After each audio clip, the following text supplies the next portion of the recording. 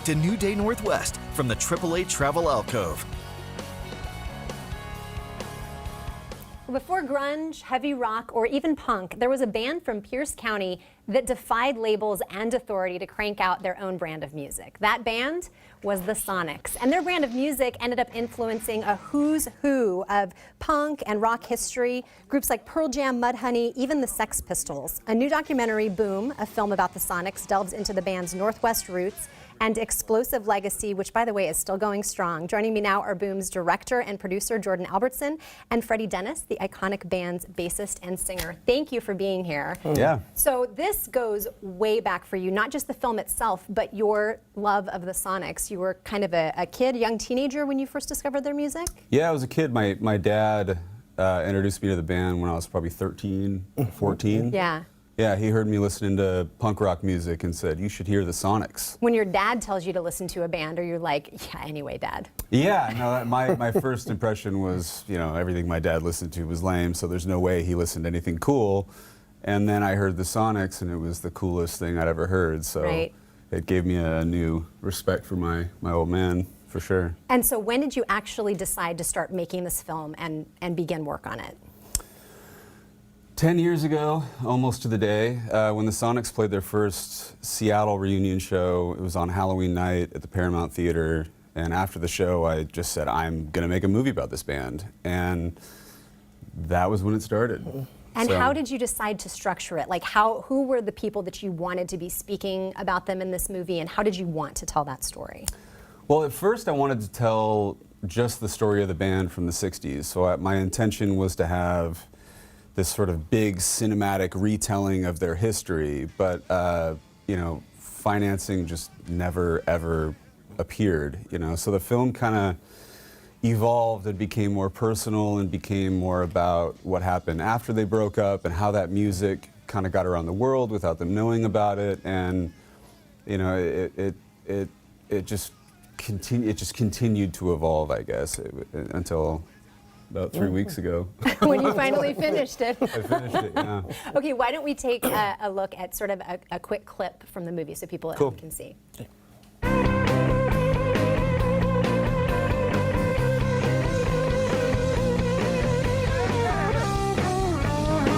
know from this that the music is terrific.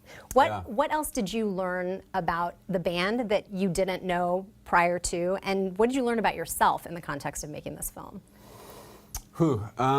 Well, as far as the band, I didn't really know anything about the band other than they were from the Tacoma area and that I loved them, and that was kind of it. And so when I didn't know their personalities, I didn't know who they were, I didn't know that, you know, when the band broke up that they all just sort of went on with kind of normal lives, and you know, most of them got out of music really entirely, you know. And the thing that I thought was so interesting is that, you know, as they kind of became normal human beings and, you know, started families, their music was you know, influencing this other generation of musicians, and they weren't really aware of that. And that was, I think, the thing that was most interesting to me is kind of discovering that kind of secret. Yeah, we have another clip of the movie that I think kind of speaks to that. We'll take a look. Oh, cool. We'll find a group that's going to blow you away. Gosh, he played so loud and you know, so aggressively. I think we all started doing that. I don't remember any other drummers playing as loud as I did. Well, this would be a good place to jump on a good scream here, you know. Whoa, baby, you're driving me crazy. We wanted to play Little Richard. We wanted to play Louie Louie. We wanted to play anything that rocked. Next thing you know, we had people pasted to the wall. Ramones are supposed to be the, you know, the first punk, you know, band. No, we got you beat, you know. And the Sex Pistols, no, we got you beat.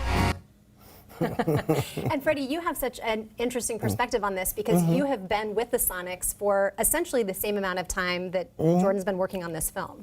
Yeah.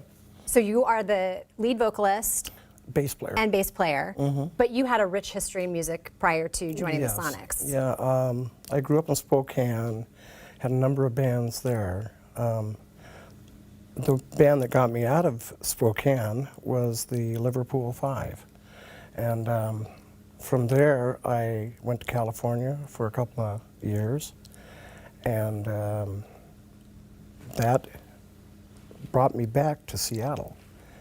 And the Kingsmen, the Sonics, I knew the bands and all that. So it just became evident that I was going to be playing in this band because I knew all the other people that were singing in the area and all that, Junior Cadillac and all these different bands.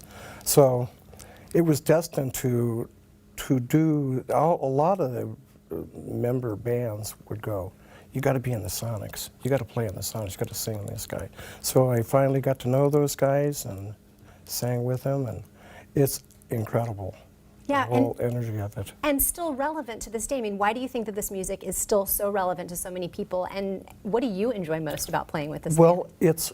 it's rock and roll. Yeah. I mean, they were a real rock and roll band, period.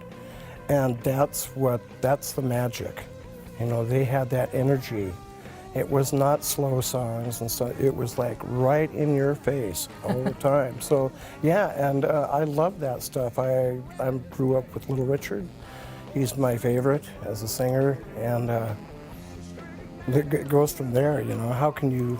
That's where you want to go to. Yeah. That's rock and roll. Yeah, and rock and roll that was ahead of its time and is still of our time, which is so cool. Yeah. What do you hope that audiences, I know you're still kind of like digesting the fact that the movie's done and people are going to be seeing it. Yeah. What is your hope that audiences will walk out of that theater and be thinking about after seeing this film? I mean, the hope was to, shine a light on this kind of forgotten about, part of history with Northwest music, and like Freddie was saying, it's not just the Sonics, the Wailers, and I mean, there's so many amazing bands that have come out of the Northwest, not just Pearl Jam, Nirvana, and Soundgarden. Heart.